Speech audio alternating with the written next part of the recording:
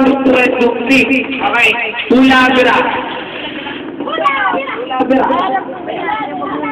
Sunod kayo ng kumbaga, first group, by mamimili kayo kung sino yung magpapahula dito sa harap. Okay, i-act na kung ano yung nabunod niya. I-act na. May buto na kita.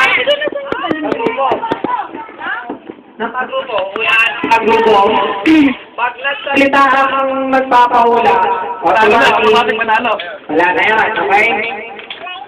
Unahan na, ano to may 12 na bunot tayo. Kung sino may pinakamaraming points, siya panalo. Okay.